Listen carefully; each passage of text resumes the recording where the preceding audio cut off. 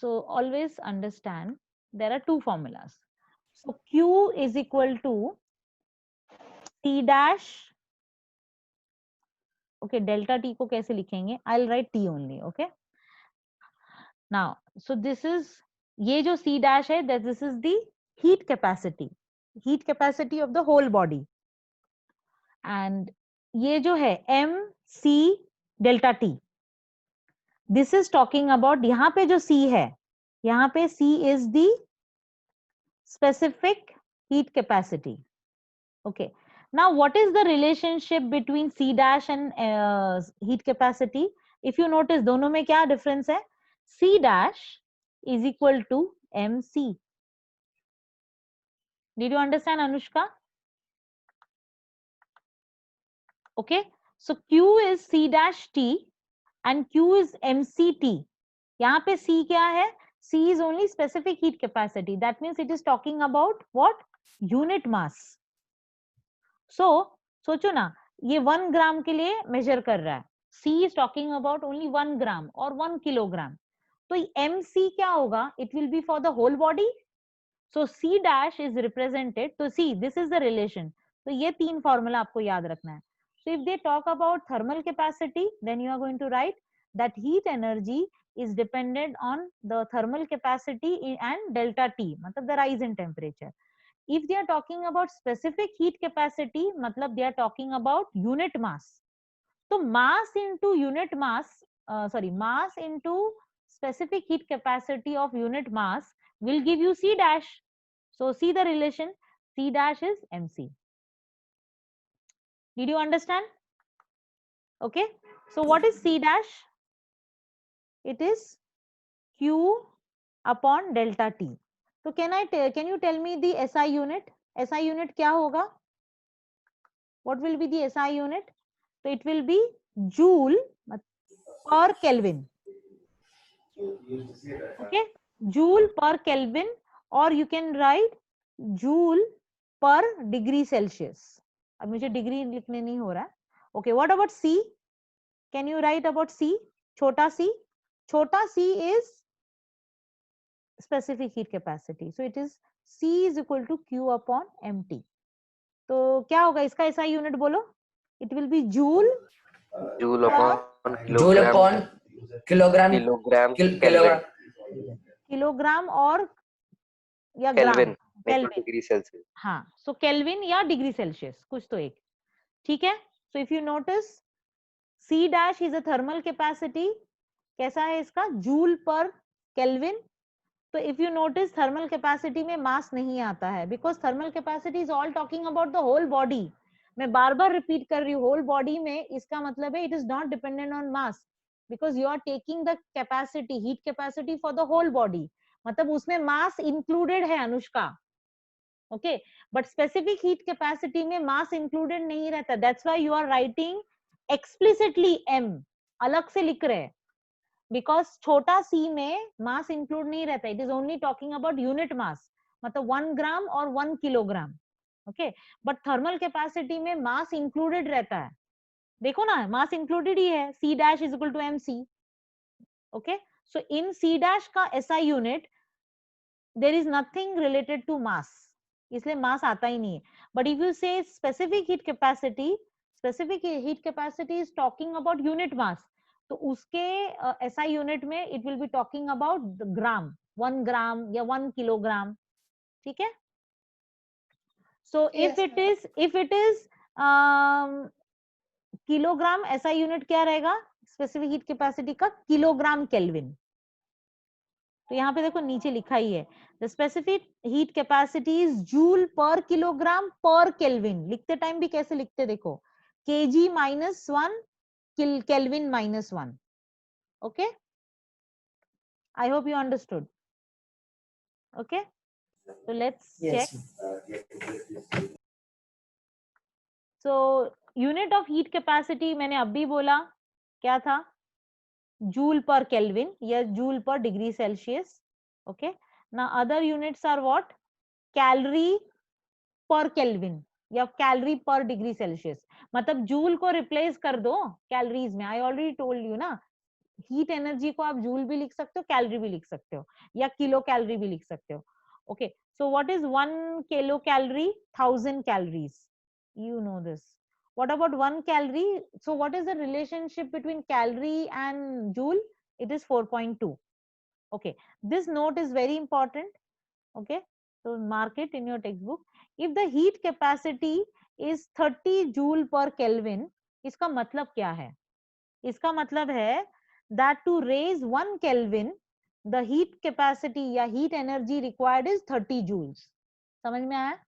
मतलब 1 केल्विन का टेम्परेचर बढ़ाना है या 1 डिग्री सेल्सियस का टेम्परेचर बढ़ाना है, so how much energy is required? 30 joule.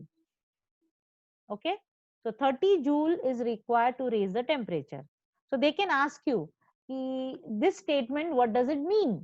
तो ये नोट आपको ये आएगा. Okay, so we already spoke about specific heat capacity.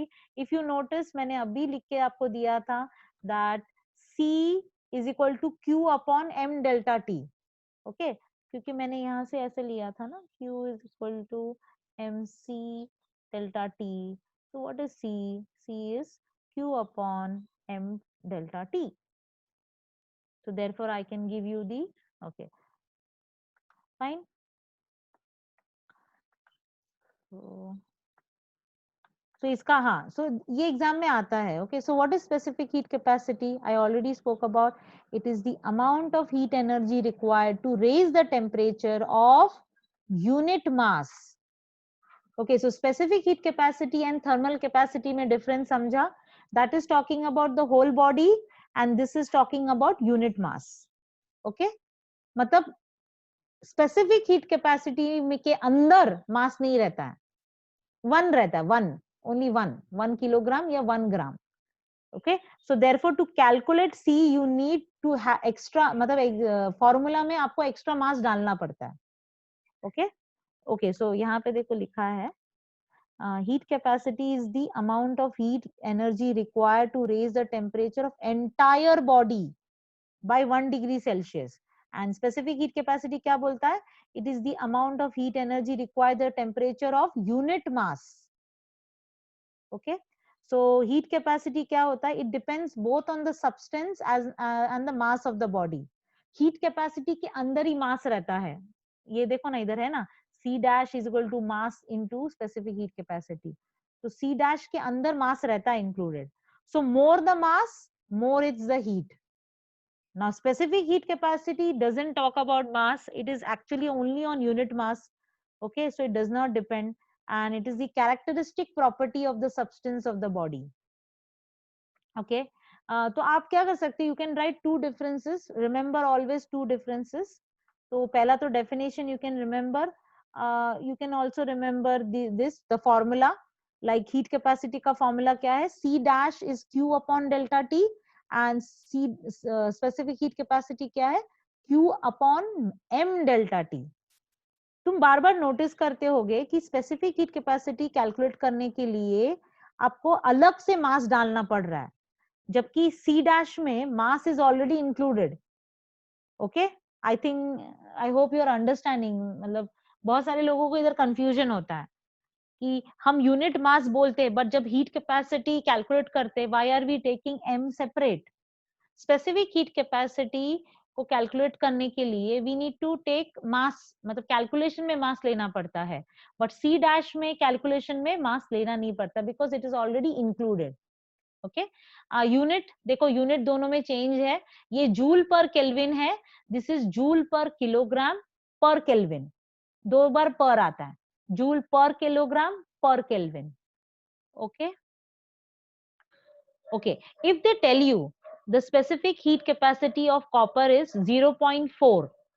Okay, so that means heat energy required to raise the temperature of 1 gram of copper by 1 Kelvin is 0.4 J.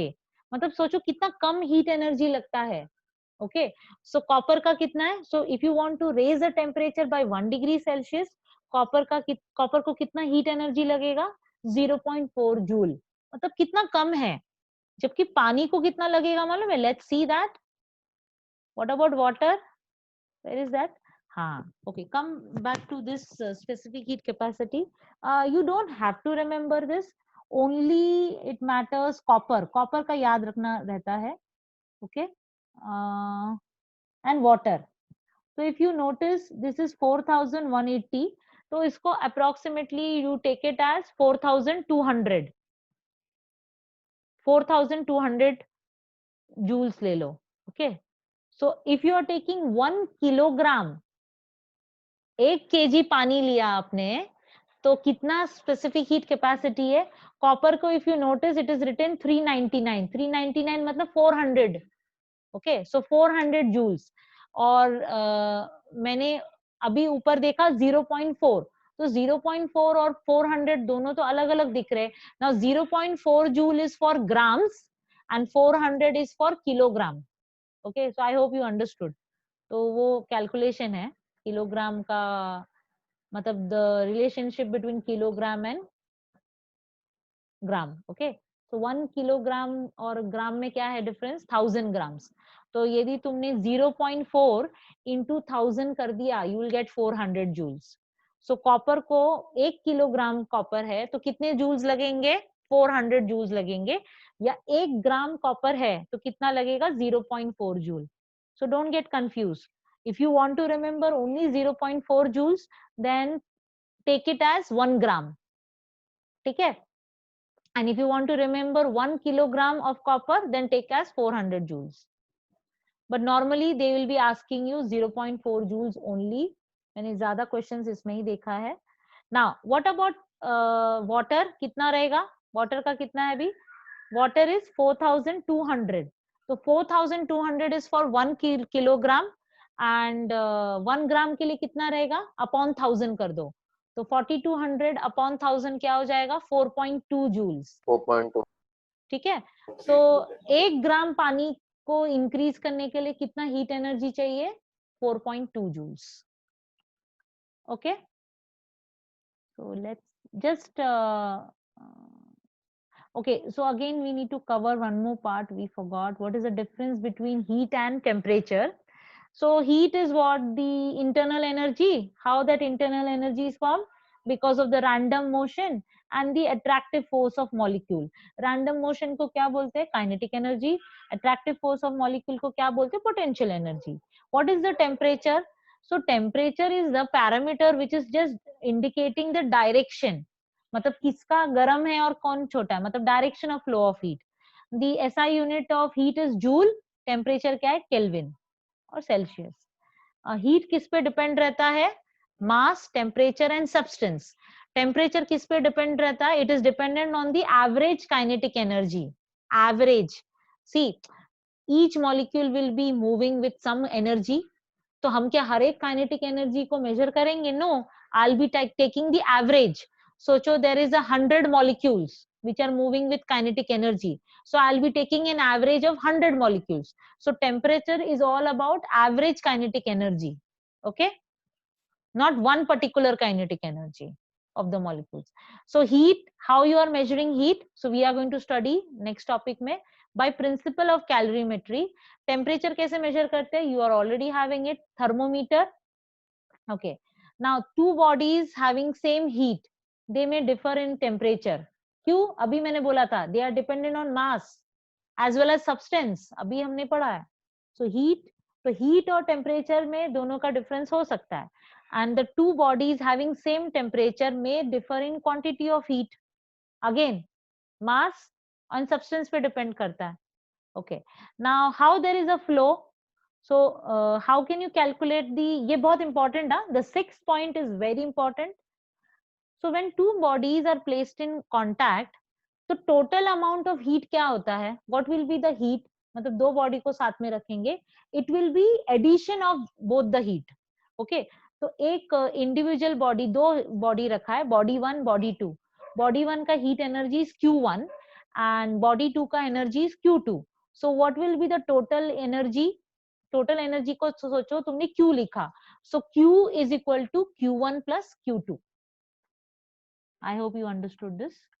So heat energy सीधा directly addition होता है, heat energy can be directly added, but temperature ऐसा नहीं होता है, the temperature is always in change in temperature, मतलब final temperature minus initial temperature. Okay, so if you see, when two bodies are at different temperature, when they are kept in contact, the resultant temperature is temperature between the two temperature. सोचो एक 80 degree Celsius पे है और एक 20 degree Celsius पे है, तो हम क्या लेते हैं, we are always going to talk about the difference between temperature. हाँ, so it will be 80 minus 20, 60 degree. Okay, तो resultant temperature is the difference in between the temperature, two temperature. हम कभी भी डेल्टा टी को ऐसे calculate करते हैं, final minus initial. But जब हीट एनर्जी करते, heat energy is getting added. तो ये sixth point normally people skip it. See, don't study this as a difference point, understand, because ये हमको आगे काम आएगा इन सॉल्विंग न्यूमेरिकल्स. तो sixth point is very important to remember from a numerical point of view. Okay, बाकी you can write any 2 points if they have asking you. ठीक है, चलो let's, so we have completed this part.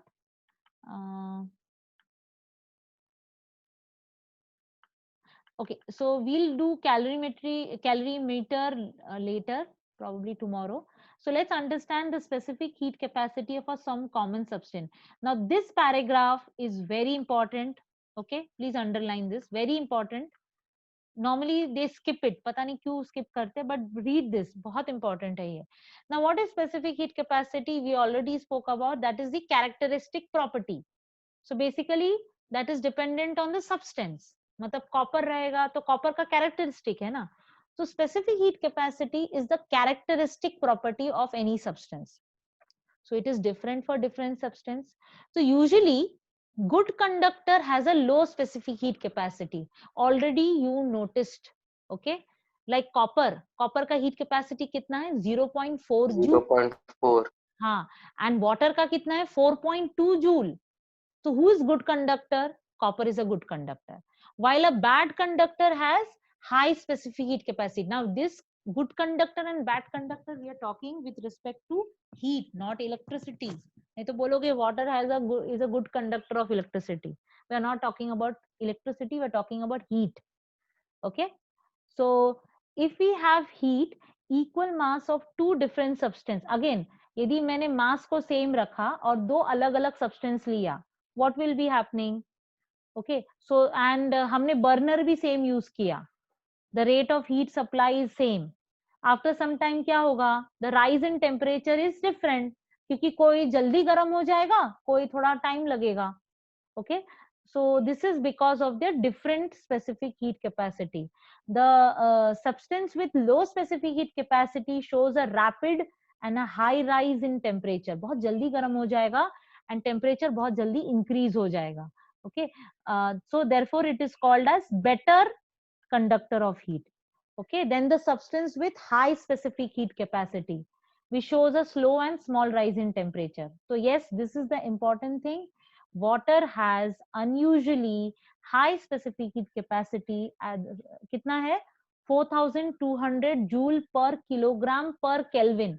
यदि आपको ग्राम याद रखना है तो कैसे याद रखेंगे, 4.2, मतलब 4200 को अपॉन 1000 कर दो. Okay, so remember this. तो ये नोट भी इंपॉर्टेंट है. तो specific heat capacity of water कितना है, 4200, या तुम बोलोगे 4.2.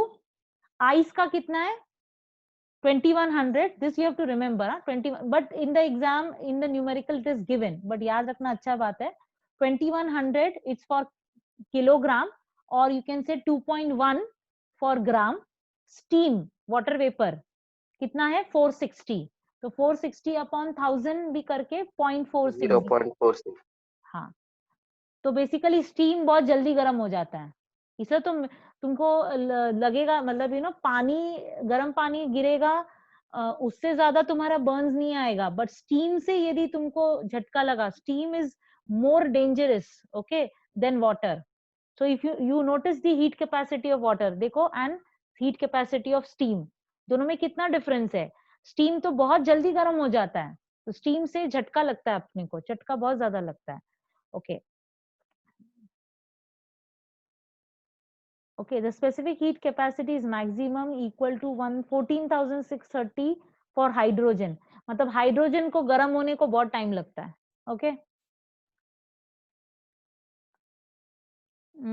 So we are okay. So we are stopping here only. Okay, because it's